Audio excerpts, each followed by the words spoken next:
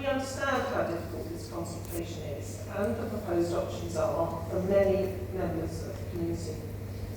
I'd like to start firstly by thanking the school leadership team at Reigate Priory School, who are doing an incredible job to provide excellent education in very challenging circumstances, and the governors, importantly, at Reigate Priory, who have dedicated their time and who volunteered to ensure that the very best outcomes are achieved for the children here in Reigate.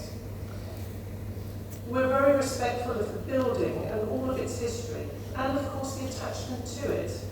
However, we must also acknowledge that it poses very real and difficult restrictions on the school's day-to-day operation and long-term security. And Reigate's children deserve to learn in an excellent environment, and I think we can all agree on that. As the Director for Education, and on behalf of the Council, it's my responsibility to ensure that there are sufficient high-quality places for children to be educated, to ensure that we meet the requirements of the equality duty in the course of that work, and that we ensure that we're working together to safeguard children. A simple and powerful example of the existing limitations of the school sign mean that we currently deny entry to children with additional needs and disabilities as the building is not accessible or equipped appropriately for their needs. This cannot be appropriate in 2023, and nor is it lawful. There are also child protection risks with the public right of way through the school site and the use of the public park for sports and other activities.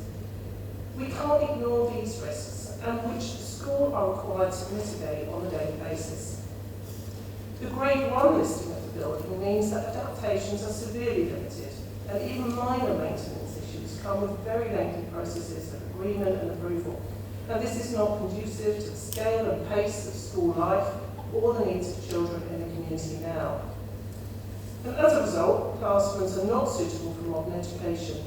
Maintenance is extremely difficult to undertake, and the wider facilities are inappropriate to meet children's needs properly.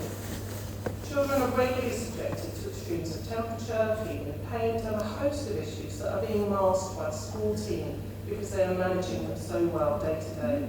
It takes up a lot of their time.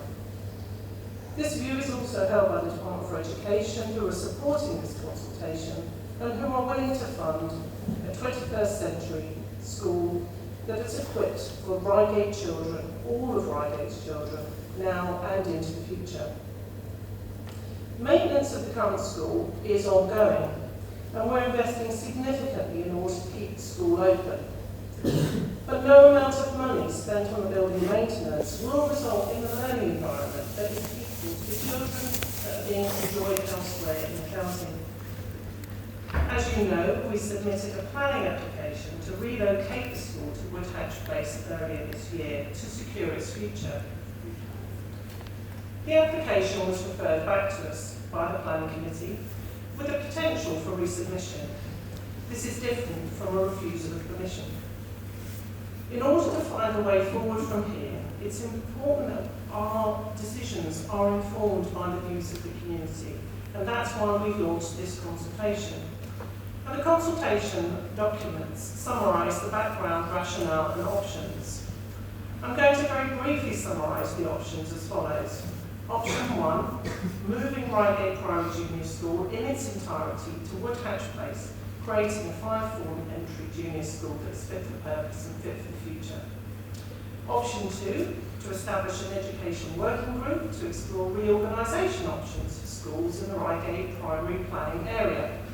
This option would require further statutory consultation and perhaps a series of separate planning applications if other schools required modification. Therefore, neither of these options are without risk. We've reflected on the reasons that the planning application was referred back to us, and we've continued to undertake work looking at further mitigations that could be put in place to address concerns.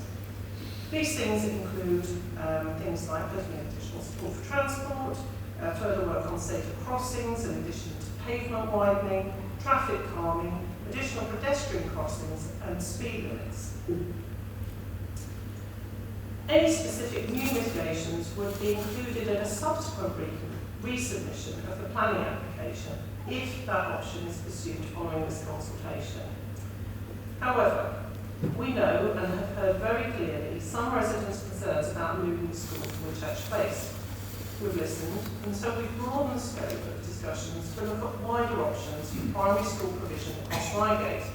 This is described as option 2. We have to find the right solution. This is for school staff, parents and carers, and the people of Reigate. But, most importantly of all, it is for our current pupils, prospective pupils, and future generations of young people in Reigate. I think this is something that everyone in the room can agree on. However, we know that there are differing views and questions about how best to achieve that. That's why we're here today, and why we've opened this education consultation to hear the views of a wide range of people across the community. This is not a planning consultation, and no submission to the planning committee will be made, if at all, linked to either of the options until a cabinet have made the decision, taking into account your views and also making a decision based on all the available information. And I must stress that we have no further outcome to this consultation other than to secure suitable education for the children of Reigate now and for future generations. Any questions we cannot answer in the room this evening, we will commit to responding to in writing as part of the frequently asked questions, and you will find that document online. And now I'd just like to invite the head teacher of Reigate Priory, Mr. Moses, to speak on behalf of the school community. Thank you.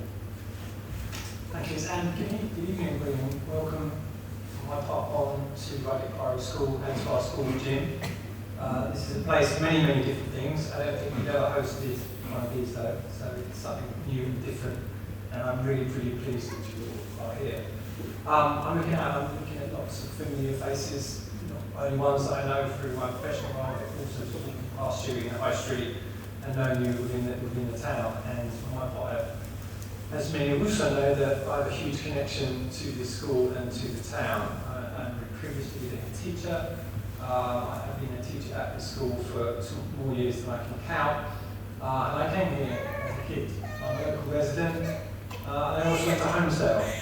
My family and my parents live in North Reigate, so I'm very familiar with the journeys to and from, because I live in South Reigate. So I do have a strong affinity and understanding, not only of the passions relating to this building, to the education and the school that's within it, but also an understanding of the town, what we're all about, what we can be, and everything else.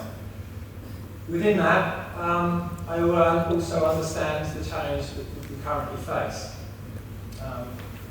Last week I was standing in front of prospective parents, and for me personally, I make 3 promises to them and to the children every year at the beginning of September. I promise them all that I aim and try my very best on all the staff at Reigate Priory School to offer them a safe experience. I also say to them I want them to have fun and enjoy their experience.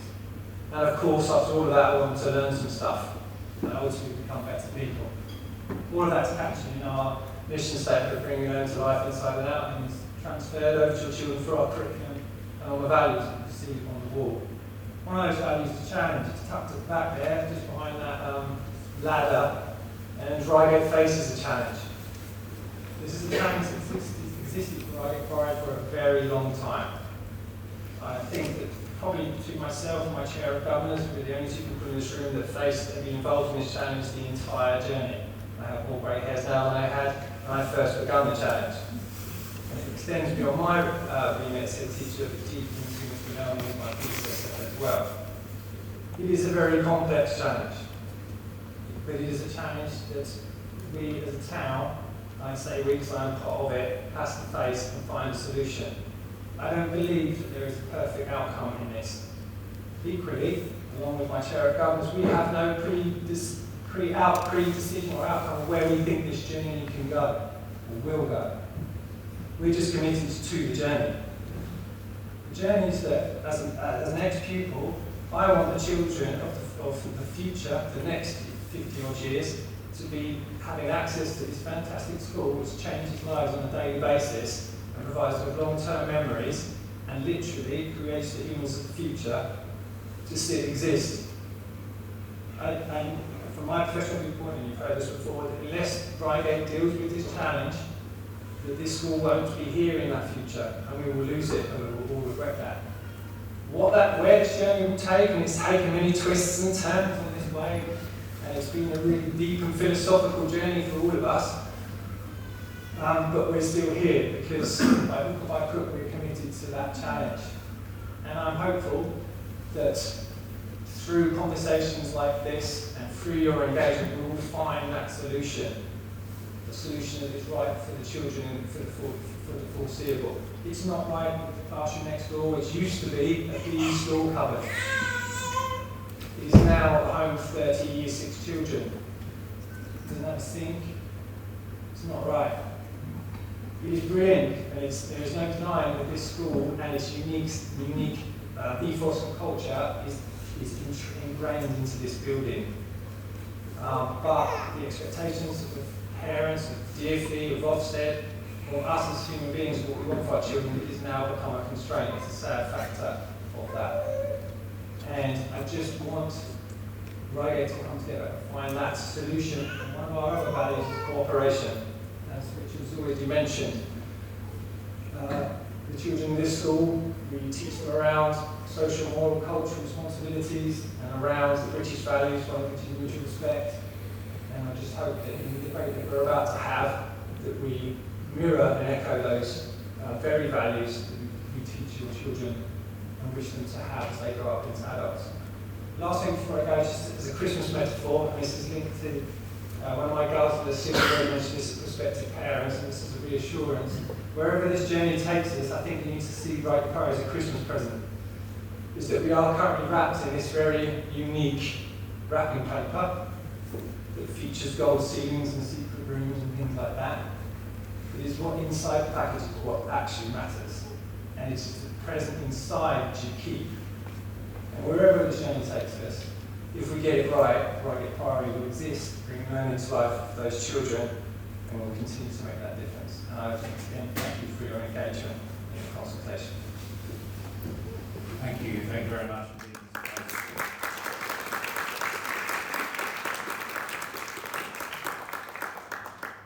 Before Mr. Moses, thank you to Liz.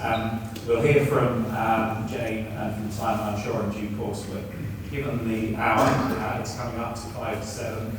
We've got, I guess, an hour and 5 minutes of this match left, so it's important we get on to your questions, your points, just as quickly as possible.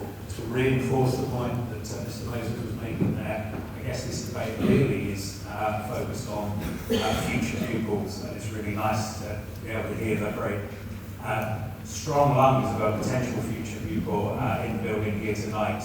And when we're thinking about making our point, just bear in mind that it is for the children of the future. There's lots of people with these in their hands. They're raising their hands now. Give them a moment or two to get to your chair. Raise your hand if you've got a question to ask or a point to make so that I can see it. If people can't see who you are immediately, I might describe you as the person in the red boots or whatever you happen to be wearing, and then ask your question. With 60, 70, 80 people here tonight, I lost count when I got back to about 60. If everybody takes a minute to ask a question, and each question takes a minute to answer, we'll do the maths. We're going to run clean out of time. And my ambition is to get as many people who want to ask questions to actually ask questions and make points. So my request is to keep your points as succinct as you can, and for panelists and others who are answering those questions where appropriate, for the responses to be as succinct as possible as well. So I'm casting my eye around to see who is brave and wants to raise their maroon sweated arm. Yes, indeed, you sir. Thank you very much. If you want to state your name, that's fine. If you don't, if you're shy, that's cool as well. No, I'm fine with names. I'm Russell Ware from North Reigate in Nutley Lane. I suppose my question is around, I appreciate those compromises to be made, and I appreciate that you spoke very clearly about the benefits of enhancing the educational experience. The one thing as a parent I can't compromise is the safety of my children. If I've got a 45-minute walk from where I currently live, on a very narrow road, and I was there at 8:30 in the morning, seeing kids going to Reigate School walking into the road itself, what's it going to be like with another 400 or 500 children doing that same walk? And how can you reassure me that the safety of my children will be paramount on the way there and back?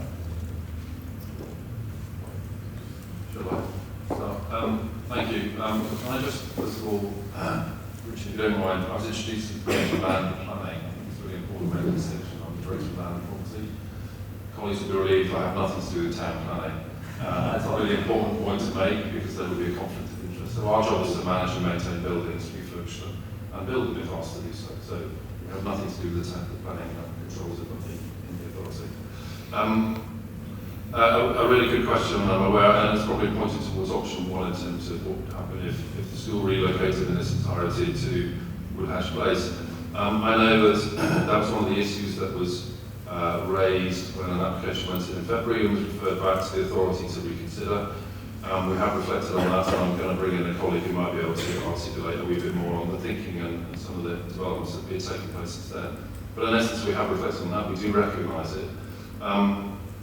David, I don't know if you're able to come in, gentleman in the yellow jumper, just to kind of elaborate a little bit, but there has been a lot of thinking around how can we improve that experience, let's say, between your journeys from home to school. David, do you want to kind of come in? Thank you. Yeah, sure. David Holloway from Velocity. We recognise many faces here. Whether it's option one or indeed another option, safety is absolutely paramount. I welcome our Surrey County Council for many school schemes across Surrey, whether it's relocation, expansion, new school projects, and also nationwide. Safety is the number one topic, as well as matters like congestion, on-street parking that normally affect local residents.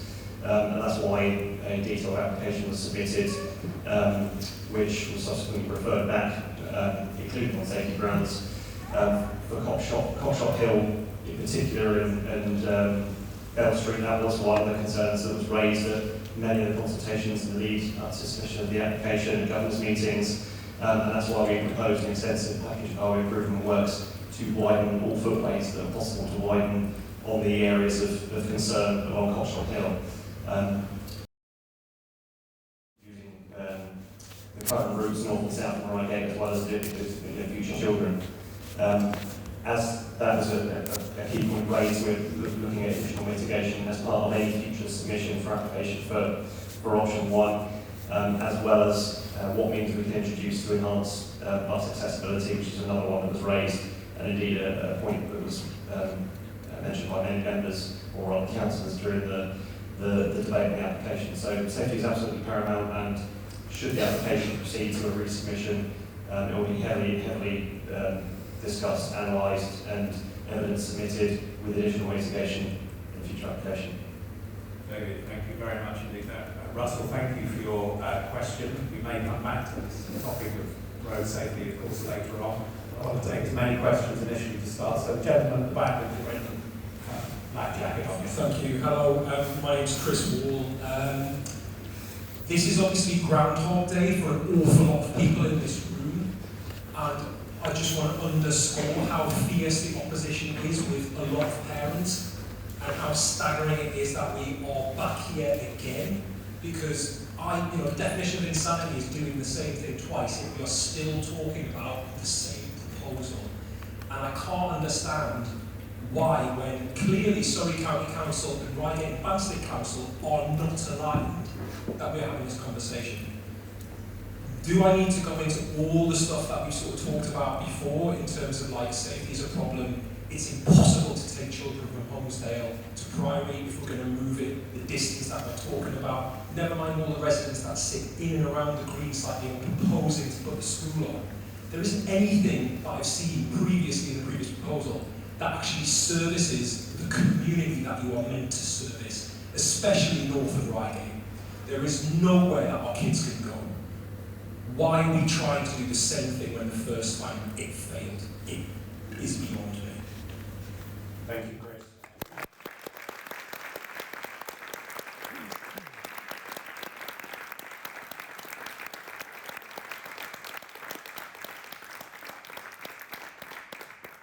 Thank you, Liz. Thank you, and we absolutely appreciate how long this journey has been so far, and I think it's really important for us to reflect about the addition of option 2, therefore, in relation to the community's feelings. We're absolutely trying to find a way forward that serves the community. And so hearing from people through this consultation in order to be able to make a decision is vitally important, and that's why we're all here this evening. But I think it's also really important to say that it is not possible for us to stay in the status quo. It's not appropriate for children. It will undoubtedly create further risk to the security of this school, which we know is much loved and is much needed in this community. And so helping us to find that way forward is really why we're here. So I absolutely understand the difficulty, the pain, the feeling of Groundhog Day. But we've got to break out of this cycle, and that's why we're here. We have to be persistent in regard to that for children. And so we would welcome all of those views to come through in the consultation. We need to hear from you, and that will help us to be able to find a way forward and make the decisions that we need to make. Thank you. Right, a round of hands coming up, so let me move over to this side first. Somebody with a very sparkling brooch. I can just see the sparkling brooch back in the line. Yes, just here. There we are. Thank you very much. Hi, Sophie Johns. I'm a parent of 4 children who came to this school. In your brief, you say that the Department for Education has confirmed that the current school building is not in line with modern learning requirements and restricts any re-provision or redevelopment of a like-for-like school on the same site. I don't think that as a community we've seen why it can't be redeveloped here and why it's not fit for purpose. Not why it's not fit for purpose as it is, but why it can't be made fit for purpose here. And until we see that, I think we're struggling to see why we need to move.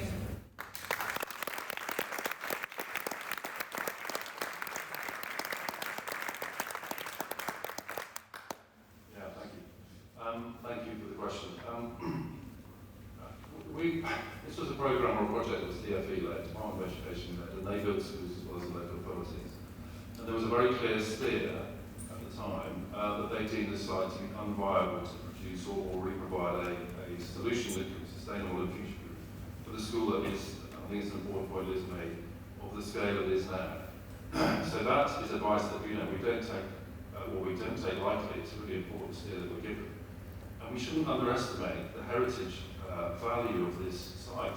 It's a scheduled ancient monument, grade 1 listed, grade 2 listed grounds. You know all this. So it makes it very, very difficult to make changes fundamentally. And that's the point. It's very difficult to make changes. Very costly if you can. So that was the determination at the time, which is why we've taken that steer that re-providing in full a 600 place school in this location that is future-proof is not the right way forward. You, sir, with the bubbles on, yeah, and with the light line. Yeah, there it is. Although yours is a little less bright. Thank you. Good evening. I'm a parent of 2 young boys. One's currently at Homesdale, one is due to be starting there. This has been a huge passion of mine for the last 9-12 months. And again, insanity to be back here talking about the same thing. But my question relates to that exact point about the Department of Education.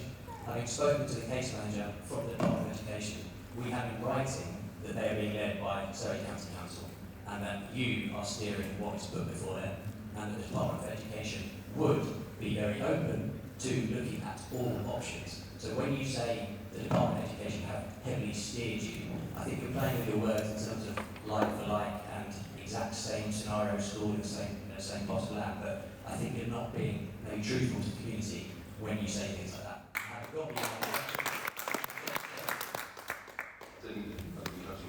I can share the email from the Department of Education with you. Absolutely, yes, please do.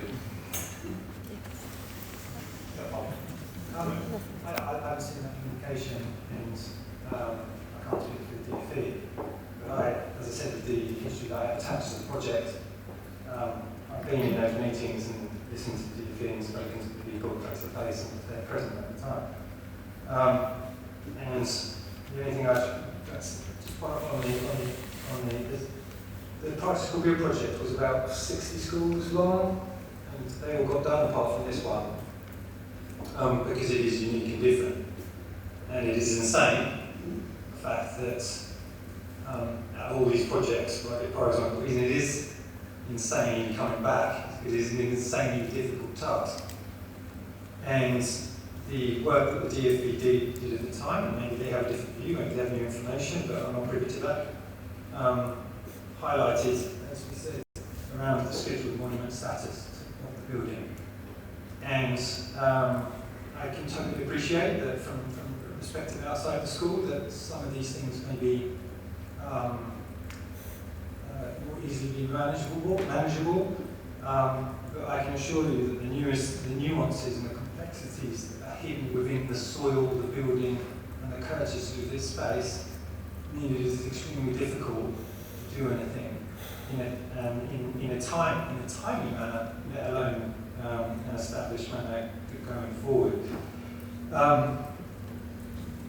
Just to give an example, many of the things which I've seen the hybrid option, for example, and many of the features which have been incorporated into that are things that the school has tried to explore in the past, but has met with significant challenge from to be fair, Borough Council and historically, and those things, which is why they don't feature in our school at the moment. And typically, for instance, to put in a feature like a fence around the school, we're looking at about 8 years. To close the gates at the two ends of the playground, so that people can come through the playground about 5-6 years. To put a gate at the end of the driveway there about 6 to 8 years. But that gate itself can't be closed because I've got a mark to it. So I say those points just to highlight the challenges we face and that they aren't quick fixes. That's not to say they aren't solvable, because that's the challenge that we find is. But I recognise the insanity of this, but as I said, it's not the same unique situation in terms of the complexities of it. Liz, I'm going to ask you to pick up on this briefly and then we'll move on if we may to the next question. Just briefly to say that the Department for Education are really clear and have been in correspondence with us on numerous occasions that they will not invest their money here because it's not a viable solution. And it's not a viable solution for a range of reasons. That includes all the complexities of planning and delivery, the time it would take to make the difference to children, restrictions on the building, the affordability, the ongoing safeguarding risks that will be maintained. So I think the evidence that the Department for Education came and spoke in favour in the January planning committee of the scheme that we had on the table at the time, I think also speaks volumes about their commitment to our work here. So it's very important to understand that we've done a very thorough piece of work with the Department for Education. They worked with us on this consultation document to make sure that they were satisfied with it right up to the present day. So that background is really extensive and important just to say. Thank you. Woman at the back there with a hand raised slightly, thank you. I'll come to you next. And I see many hands on this side, so for the sake of fairness, don't forget to raise your hands on this side if you've got questions. Hi, I'm Rebecca and I have started just joined year 3 and we've just moved from Kingston, so maybe a slightly different perspective. I don't have the experience and knowledge of everyone in the room today. But I think what I'm hearing from you is that it's not viable in its current state. And I guess my thought is, as someone who does live nearby, and I do love this building and the location of it in terms of proximity to where I live. I think what I'm interested to know about is there a reason why there's not an option 3 or an option 4? So, as an example, can it not be a wood hatch option plus a new school, for example? Because I'm hearing from people here that there's not a North Kingston option within the area. So have those things been explored? Because fundamentally everybody here wants fantastic provisions for every single child who lives in Reigate. But actually, if there isn't a provision for children in certain areas which are currently fulfilled via this location, I really think that needs to be looked at, because fundamentally limited to one location isn't going to suit the needs of the people here. So I'd like to hear a bit more about other options rather than just the 2 that are put forward there to meet everyone's needs for now and the future. Thanks, Rebecca. So why is there no option 3 or 4 or even 5? Okay, thank you. So we're presenting to you 2 options because within option 2 there are different reorganisation options. So as Surrey County Council, we could be presenting that option to you. Certainly a new school would need a free school presumption, which is a consultation. We're not looking at creating a new school because we have schools in the area. It would be unlawful for us to pose a free school presumption while we have places. But there are alternative options, and we're asking you in this consultation to tell us about any thoughts. You might think of things that we haven't thought of yet, but certainly in terms of moving an amalgamation of schools or grouping schools together, expanding different schools, utilising places in neighbouring areas, all of that could be in scope of the working group to explore. And we're really open to hearing the appetite of the community for those changes. So absolutely, please tell us. And if you know about things that have worked in other areas that you've lived in, we're more than happy to hear about those and talk to those other authorities. Thank you, Jane. Yes. Hi, I'm Tom and I've got 2 kids at this wonderful school. I don't really understand why option 2 is being described as a re-examination of the local schools when what it actually means is to shut this school. And I think if that's what you mean, you should say it. And I also think that fundamentally you haven't seriously looked at what you could do with this site, and that only the front of this school is listed. And yes, there are curtilage questions about the rest of the site, but ultimately I sat in the meetings with Reigate Borough. They seemed very open to reassessing this site. And I don't know, maybe they were just being political and just not telling us the truth, but they seemed extremely open to the idea.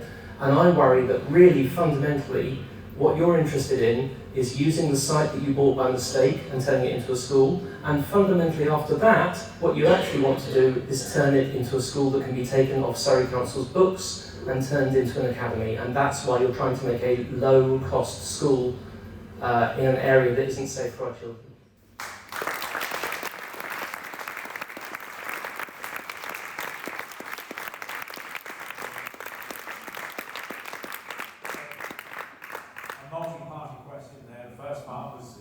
Is the closure of the school, why don't you say you're going to shut it? And the second part, if I understand it correctly, is that there is some reason for trying to offload the school to some new premises so that it can be, I guess you mean an academy school rather than a Surrey County Council school. So Liz, hopefully that's giving you a bit of time to think about both parts.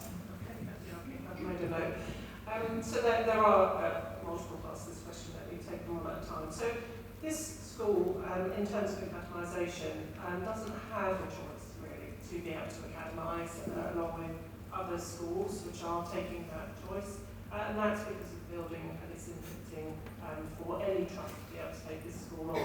But we want to be able to put Reigate Priory Junior School into a place and fitting where they could take that choice, and that would be right, proper, and like every other governing body, that would be for them to decide, and that's the way in which we would expect that organisation to go on.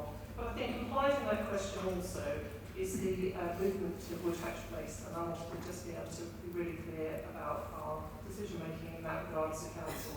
And those papers have been released, so that is out in the public domain. You can see for yourselves very clearly and transparently the decision making process. And first and foremost, that was about relocating the headquarters, essentially, what was County Hall at the time, which had been for a very long time out of the county of Surrey into the heart of the county, and to create that office, that headquarters, that space, that administrative space for the council. And that is the primary move. The provisions within Woodhatch Place have value of its own, and indeed could lend itself to a very wide range of activities, and those were stated as potential possible options, but none of them committed to putting a school in that location. It did lend itself to an option for that, and you'll see that come through in our option 1 as the only site that we have been able to identify then and now, and through multiple site searches to be able to find a space large enough to relocate the school in its entirety. So that's really important for us just to be able to make really clear, and those documents, as I say, are available and in the public domain. And also, I must be really clear, this is not a consultation about closing a school. We have put forward 2 options, one of which is a reorganisation proposal, and we haven't been finite in any way about what that might include. So it gives absolutely room for education leaders, as we're proposing in that one, to be able to come together and create solutions. And any proposal to close a school would require a statutory consultation and a decision-making process of its own. So that's not what this consultation is about, but we are pointing people towards two things really clearly, based on our site search of relocation and securing school in its current scale and size of Woodhatch, or indeed another combination of provision of places in many ways, as Jane has sort of given some illustrations, that could be considered, and we're open to both of those proposals, so long as we are finding a way forward for children. Yeah, thank you very much, Liz. Just quickly, just to become an academy, so I get Priory's choice. And I don't think it's news to anybody that had it not been for this building, we would have already been Green Centre Trust by now, because we were at the head table along with Homesdale, Rose Green, and the schools that are currently in that, off the back of our Teaching School Alliance, doing in that, so we would have been in it, school, and we did explore it as part of our strategic development. And one of the things about having a school in the future is that if the academy programme continues to go in the direction that the current government wishes to go, then we may not have an option to stay with Surrey, and the academy may be the only option for us. So at the moment, no academy trust wants to touch us because of the liability to the building. And just on the school closure, I'll refer you back to my first statement. If I felt that this was although I felt this was a pathway to move the Reigate Priory School to close, then also I have a big disagreement with that, so my chair of governors and the rest of the governors and staff of the Priory School. And we don't see that as the outcome, but I don't know what the outcome is going to be, but I do hope that it ends up with Reigate Priory being here for the next 50 years. Tom, thank you for your two-part question. Two respondents as well. I've written you down as reindeer man in my eyes. Maybe me, or is that correct? It is correct, thank you. It is reindeer, yes. Hi, Nicola Trupel, long-term Reigate resident. We've been here about 10 years. I'm a parent. My son goes to Reigate Priory. We have another child in another school.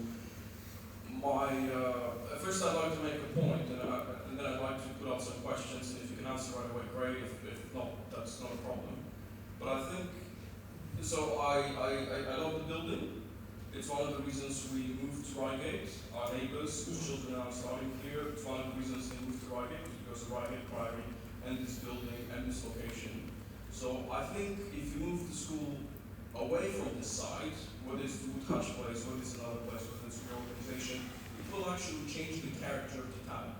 It will change the traffic on the high street, the footfalls. We won't be going to Costa Coffee for a hot chocolate with the children. We won't be going to Cafe Hero. We won't be going to the same barbershops, etc., etc., etc.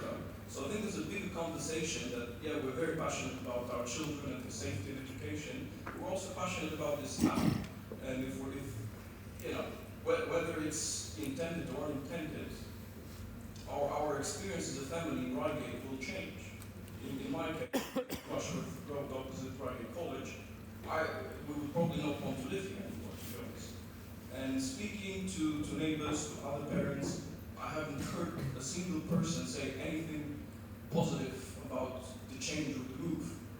And so it's really frustrating when I hear that, well, there's central government bureaucracy, they're saying there's these restrictions, so you have to move. So the question I want to put out to you is, if you had a magic wand, and you don't have to answer this now, but if you had a magic wand, what would you change? How would you convert this site, or would you move to another site, other than the one in Cockshot Hill? There's a number of reasons, everybody knows the issues with that. But for example, there's the fire station on not too far away. There might be other sites, I don't know. But if you had a magic wand, right, and this creativity over there on the wall, what are these solutions that you can come up with? If the budget was not an issue, if central planning from the capital was not an issue, would you wish for a new government with a new policy, which could be coming next year? Or would you wish for infinite budget to help put the sink in that room? And why is there no sink in that room? Is that because of the listing, or is it for other reasons? So I don't want to take up too much time. Thank you. Any comments or feedback? Thank you. I've yet to meet a head teacher who wouldn't like an infinite budget. I'm not sure this is about to break the over there. I do say, on that point, if I had a TARDIS, because I need a few things. I need a blank cheque, I need a time machine to take us, because to do anything it's already taking too long, and we need this to happen very, very quickly, as well as the magic wand. Unfortunately, creativity doesn't include magic. It means dealing with and we have to deal with reality. And the reality is that we don't have any. I don't have any of those two things, and we are facing a very complex challenge. Simply to add that, I mean, I think we're struggling from a budget in public service, and we would absolutely put it to good use in terms of supporting our residents. We're not in that situation, and I don't think it's helpful probably for me to ask the question in that way. We're very conscious of the impact on the town, on the residents. We have to weigh up those things in our decision making. And it's sad to hear that you might feel like you don't want to be a part of the community if the school were to move forward to be reshaped in some way. But I think it's important to say that we have searched very hard for various sites. We have looked at the Reigate Park option, the fire service site. All of the sites that we've looked for are published, and we are offering again the opportunity if somebody wants to put forward a site that they cannot see on the list that we think will be available and helpful to us in terms of the solution making, to put it forward and to be able to give us the details. But we have done a number of sites which is in order to be able to craft solutions that are in the best interest of residents and children.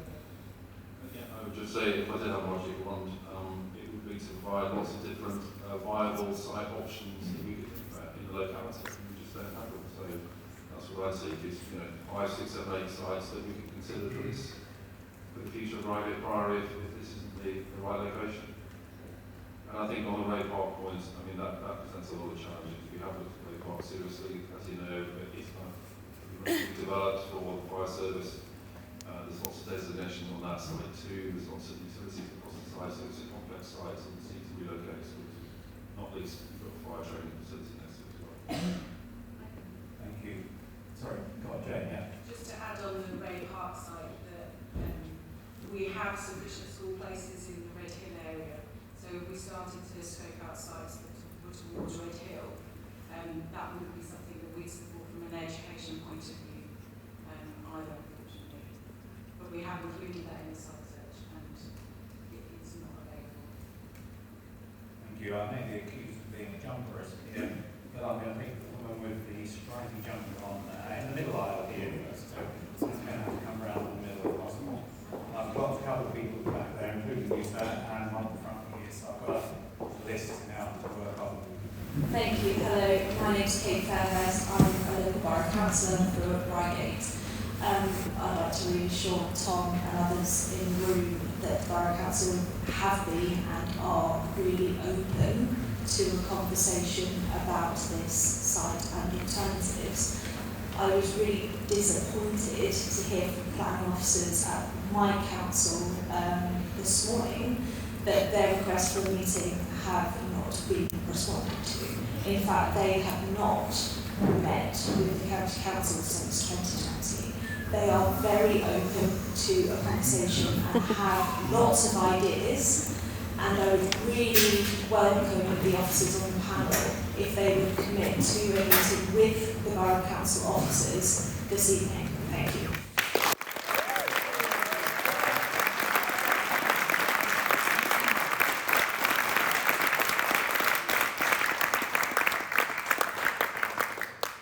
Thank you. That's the first I've heard of that, so thank you for raising it with me. I'll take it back. I'm very happy I'll give you this absolutely, we will be with you. Gentleman at the back is the next in line. There we are, yeah.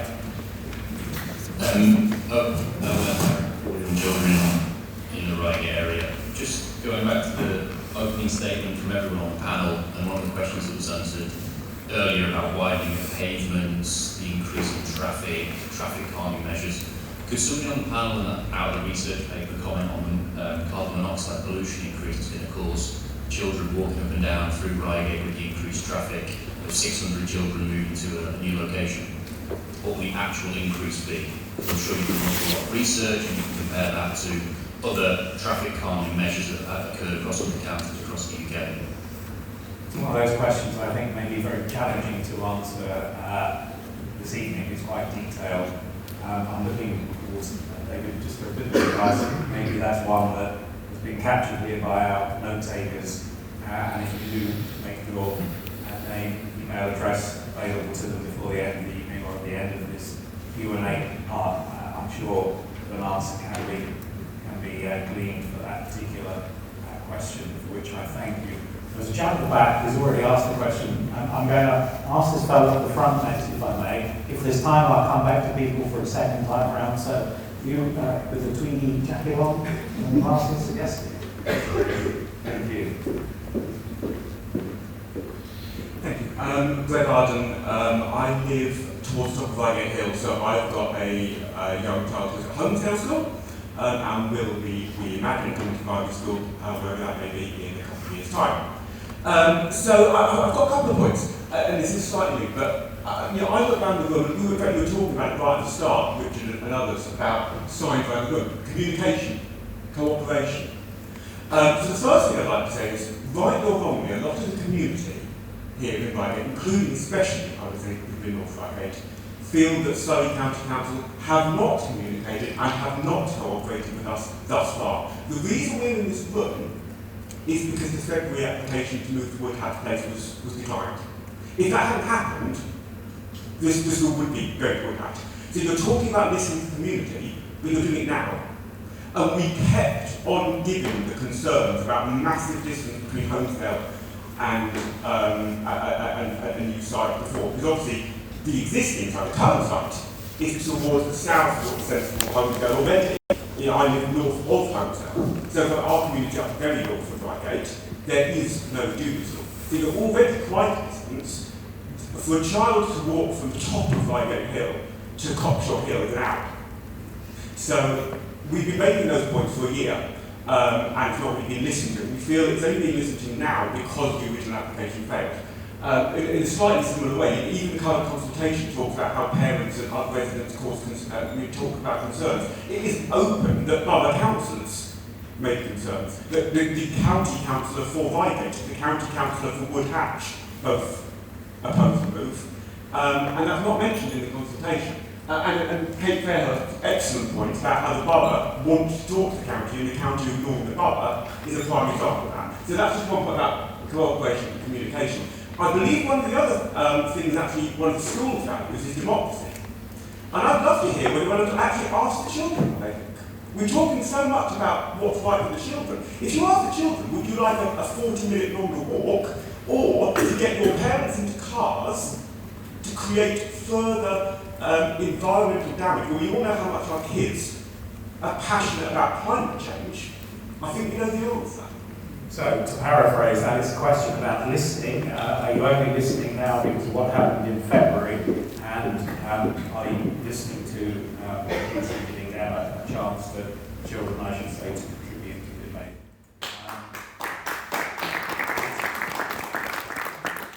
So it is really important that we communicate, and of course, in order to be able to do that, we needed to have a set of proposals to communicate about. So, with apologies if we feel that we haven't made a better job of being able to communicate this far, but this is why we are, really serious about making sure that this engagement activity is very widespread, that we're hearing those views and we'll be able to move forward in a positive way. So that's the first thing to say, and we'll continue to, obviously, to make sure that we're focusing on that communication as we move forward. You talked about children's voices. That is exceptionally important. It should be at the heart of what we do, and we will make sure that we are capturing those children's voices as part of the work leading up to our decision making. We want to hear from everybody in this community, and our children are really important as part of that. But there are children's voices that are missing from this school community, and that's any child with a disability, because they're not allowed in the door. So it is really important for us to be able to hear those voices, and not just hear the voices of the children that are attending. So we'll do a really important and widespread, and I would encourage you to help us think of ways in which we can make sure that we're hearing all of those children's voices. And of course, the choices for parents is very difficult when you're making a choice. I know, I'm a parent myself, selecting the right school for your child is something that is desperately important. It really is something that will help put them on the pathway in life that you want them to be able to go on and thrive, and hopefully, of course, within a community in which they're living and serving. So Again, our options and our place planning work has been very much with that in mind. I'm just wondering whether anyone wants to add anything about our thinking in this area. Just the note, I know you might say a couple of words on that. I actually put the bringing of the voice of the children. What I can tell you on that is that schools as a voice strategy probably going to make a difference as an initiative. Annually, for years, we've been talking to children about what they want about the school, what they don't like, anything else, so short of a roller coaster in the playground and things like that. I come back to the magic wand and the bank check and things like that. But what I can tell you is that children want more playground space, they want playground facilities. We've not been able to put playground facilities in because of curtilage and structures that you're allowed to put around a Great Wellington Monument building. We can't expand the playground size, we haven't been able to expand the playground size because of the constraint in the park and the Eastern Park. We're going to put new, which I talked about, they're going to better toilets. And every year they come back with the same thing. And I can't change the things in this building that they want changed. And yes, my roots are environmental. And yes, the children need to grow up and learn about what it is to be an environmentally safe space and productive space. And I take your point about the travel. However, this building is not environmentally sound. It is a utility bill sink. It is a huge financial threat on our school. It is, although a historical monument they can learn for, it is not an environmental home for them to be in. So if we support them in that, then we've got to take that into consideration. Like I said, every year we go there, they come back with the same things, and those are things that I can't change unless we come up with a solution. Thank you.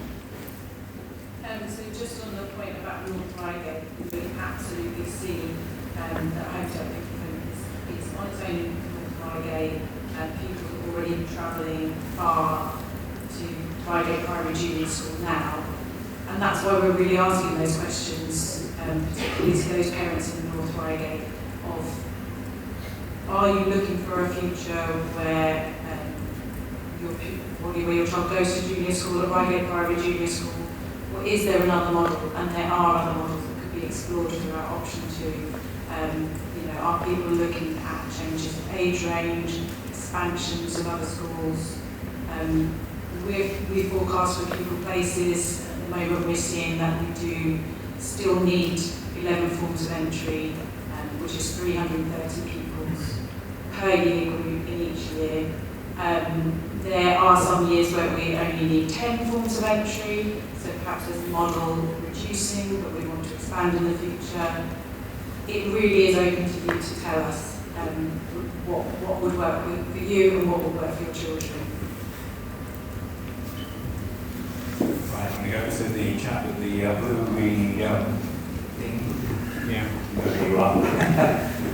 Thank you. And then there's a couple of hands. Just put your hands back over this side so I can keep half an eye out. So 1, 2, 3, yeah.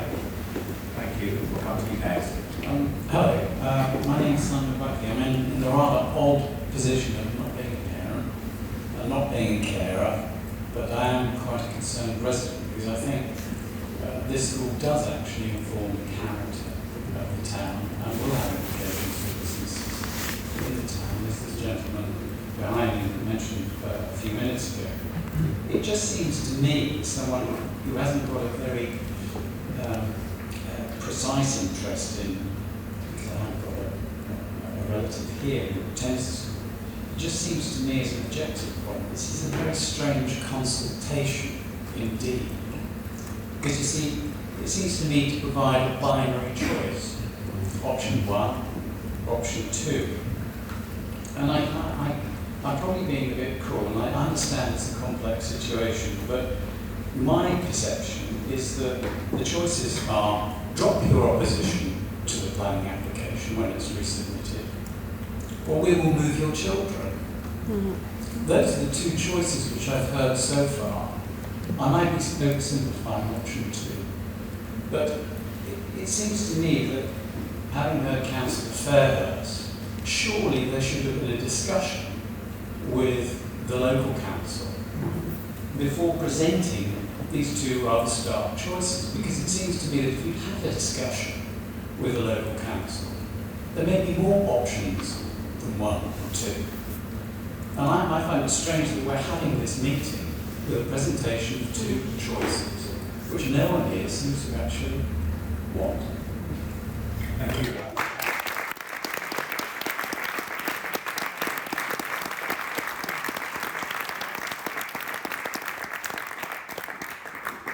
I think half the answer to that is that option 2 has sort of sub-options within it, but nonetheless I'll allow either Jenny or to pick up on this. I can explain that. I suppose I haven't quite explained enough about option 2 in that if we're making changes to reorganise all schools in the area, that's not one Surrey County Council decision. So we wouldn't be presenting those options to you. We wanted to take you with us on this journey and say, do we get together with all schools in the area and do we look at that? So that would involve including Reigate and Banstead Borough Council and other stakeholders. That working group can engage with multiple stakeholders to support those ideas. If we go with option 1, that is a move through the Priority Schools building programme. That can be a decision taken by Surrey County Council and it would be subject to planning permission. There's not one alternative option that we can pose to you. It is, do we look at all other options? And we're really happy to hear from you if that's what you'd like us to do, or if there's caveats that you would put into that and consider those. Thanks. All I just perhaps add is, in my mind, the catalyst of this problem is the success and growth of the school, which has meant that the facilities that were in there can't cope. And we haven't said option 2 could be a whole number of permutations, one of which could be a smaller Reigate school in situ. That demand needs to be kind of redistributed elsewhere. But that to me is the problem. It's a successful school, it's now bursting at seams, and we need to do something that's actually very difficult to do in this site, and I take the points that have been mentioned earlier. Thank you. Now I've got an eye on this side of the hall. I've got 4 or 5 hands up. I'm going to do this this way, so the chap with the glasses on and he's just taking them off his nose and there the next step. And then I'm going to go to you next, and then the fellow with the lady at the back. I think put your hand up, maybe for just a very quiet. That's the order. Thank you. Jamie Campbell, I have a daughter at school and 2 in waiting. I think something that's been raised by a lot of people this evening is the existing site, and has this been given the light of day? And will Surrey County Council listen to the community and re-look at the existing site in detail, taking on board some of the options that have been presented as part of the hybrid proposal that some of you are aware of, and I'm sure the members of the community will be happy to share that with you. But kind of skipping ahead a few months, when this is resubmitted to Surrey County Council Planning Committee, can Surrey County Council this evening confirm that the application won't be resubmitted directly to Surrey County Council's Planning Committee, but that it will be given the full consultation back to Reigate and Banstead, back to the community in the same way that the original application was given? Because there's a real danger that obviously it was referred back, it wasn't refused, that Surrey County Council will just simply resubmit, push through the changes without the scrutiny of the community and Reigate and Banstead Borough Council. It's clear that you're going to do this because you've got your transport consultant in the room who's already been working on it. So I think what we'd like is a commitment from you guys that this will go back out to full public consultation, Homesdale School, Dover's Green, everything that was given to the original application, so that it can be given the same scrutiny as the original application. So, 2 points to that. Thank you. Thank you for your question.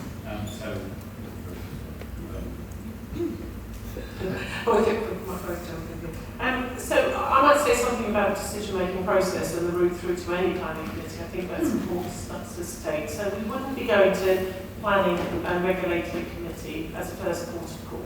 The first port of call, and we've put that with good terms in the consultation, is back to our cabinet, and we'll make a decision about the way forward.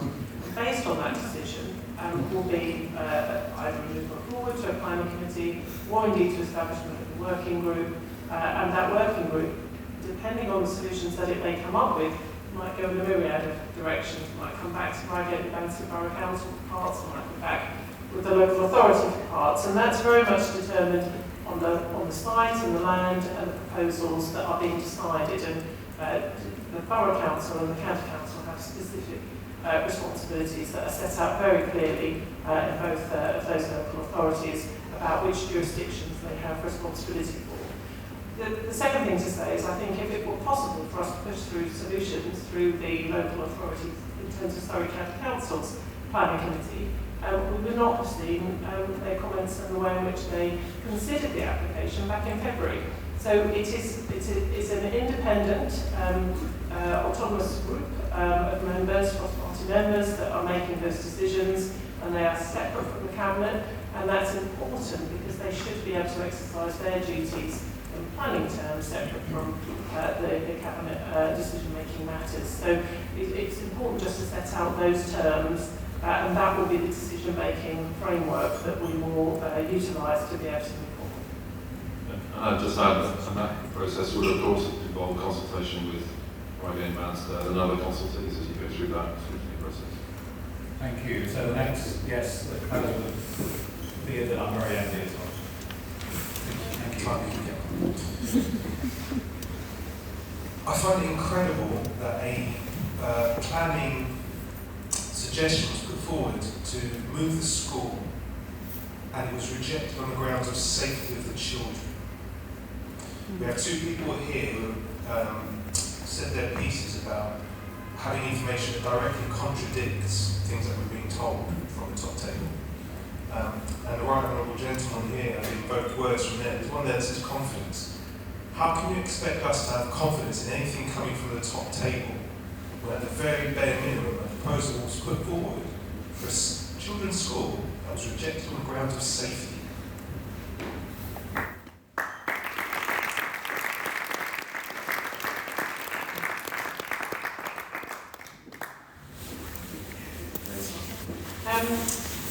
Safety, as we heard earlier on, is absolutely paramount. It's paramount to all of us. And so, we would expect our planning committee, as well as our other decision makers and all officers of the council, to put that at the heart.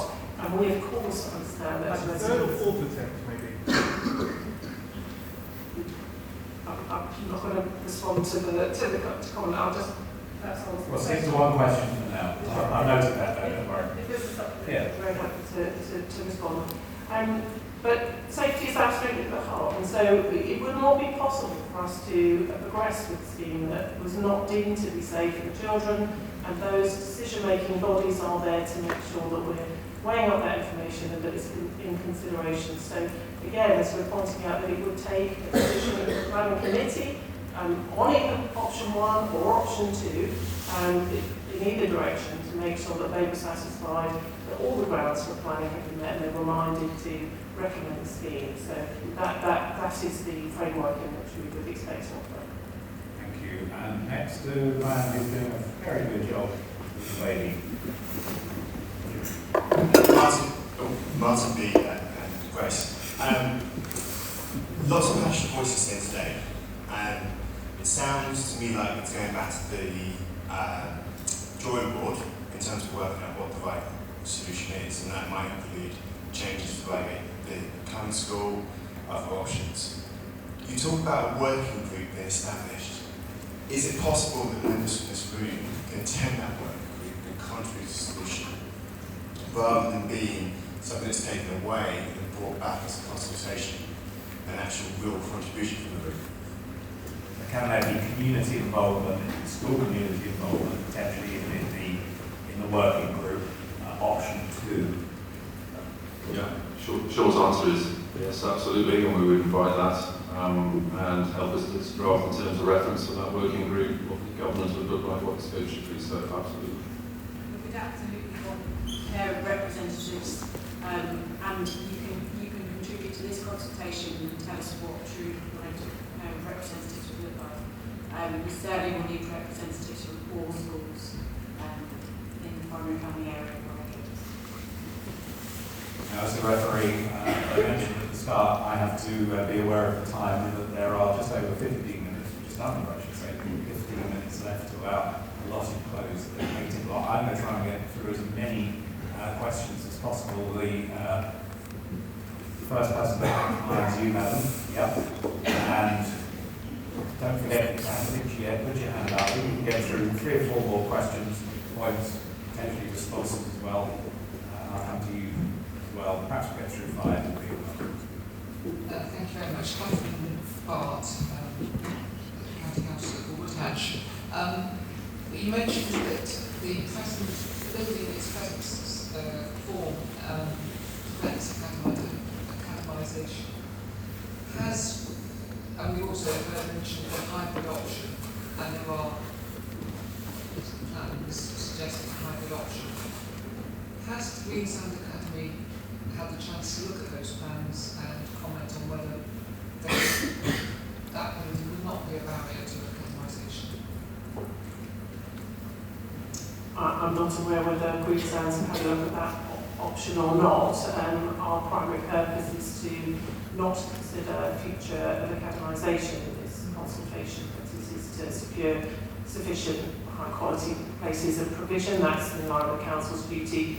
As Mr Moses set out, decisions about academisation are of the school and may progress or not at any point along this journey. I think from the outside looking in, it would be quite complicated to have a consultation on lots of connected but very different things. Next question, Madam Mayor, and then I'll come to you, sir. This is a question. Hold on, there we are, you've got it. I'm a resident of this area, and this is a question for Simon Crowther. Am I correct in understanding that Surrey has leased the land on which the school sits from Reigate and Banstead? And could I ask him that should the school ever move from here, what Surrey is proposing to do with the building, and what funds it's going to use to maintain the building in accordance with the listed requirements, and whether those funds could be accessed now in support of the school remaining here. So what might happen to the yes. So short answer is yes. My understanding is that the Surrey County Council has a 125-year lease for this property from Reigate and Banstead. We're about 25 years through that, so it's 100 years to go. And that's what's called a full repairing lease, so that it's on Surrey County Council to deal with the life cycle replacement costs of running a facility like this. So I think you said, should the school relocate from here, what would we do with this facility? We haven't thought any of that through. I mean, that's also trying to sorry, but we haven't. I prejudge anything to suggest that we have any thoughts or details of what we would do with the site. I mean, personally and professionally, it presents a problem, doesn't it? Because it's an important heritage site and it's a possible thing to maintain. In terms of can we use funding to keep the school going, currently, well, what we'll draw on is there are rules around the sources of funding and approvals that are available to schools, properties, or non-school properties. In essence, we're dependent on the school's related funding for the facility as it is now. If there wasn't a school here, we'd have to access school funding, because that's the rules, to sustain a facility that would be no longer an educational establishment. But we haven't got any ideas as yet or solutions as to what we would do with this moving forward. It is a concern because it's a heritage asset. Thank you. I've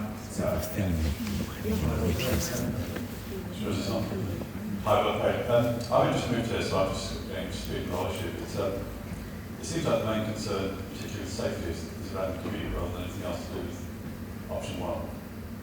Is that correct? So, would it not be useful to run some sort of bus service from North Reigate, stopping at Homedale, stopping at the station, and then going down to the site, so that there no need to be any children on the actual road, as long as they're coming within some sort of radius of that bus service. Preferably electric, of course. Buses instead of walking, wheels instead of I can start on this.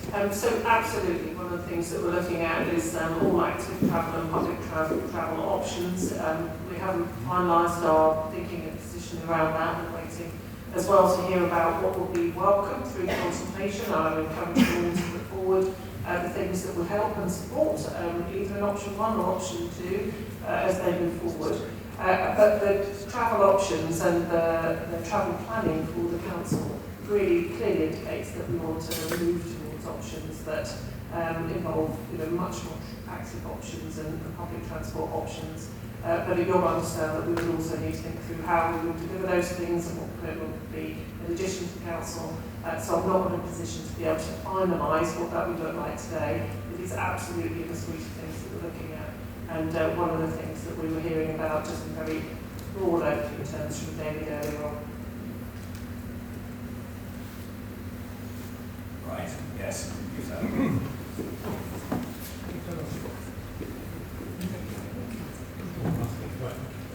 Sorry, it's a point from Mr. Moses. I'm Richard, I'm 52, and I've got a really bad memory.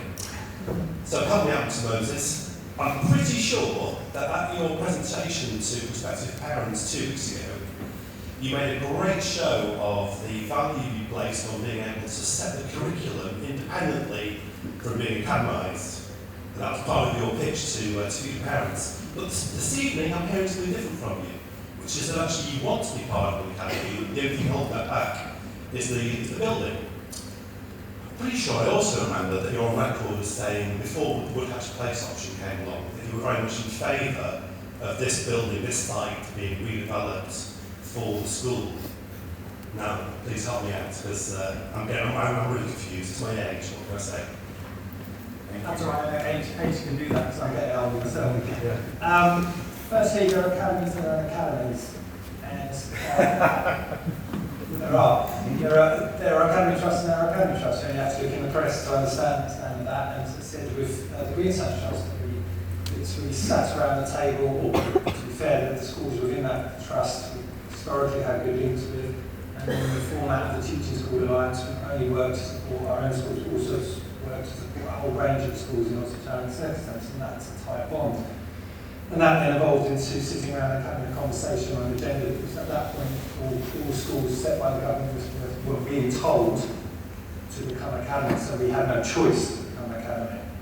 So therefore the choice was basically you've got to do it.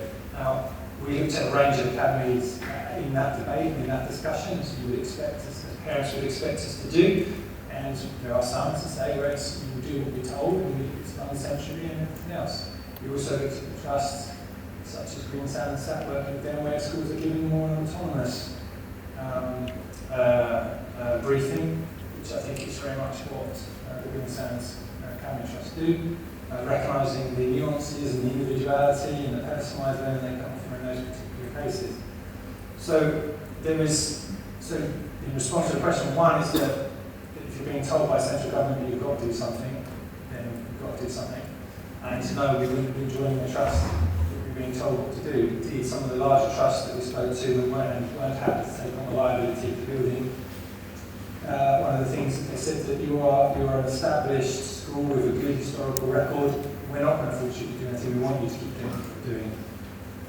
So that is the way which we've been done. Now, the fact is that because we didn't get an academy order, we have had to do it on our own. And I also said in that meeting, with my aging mind, it's been very difficult drawing on us in order to achieve that without that support.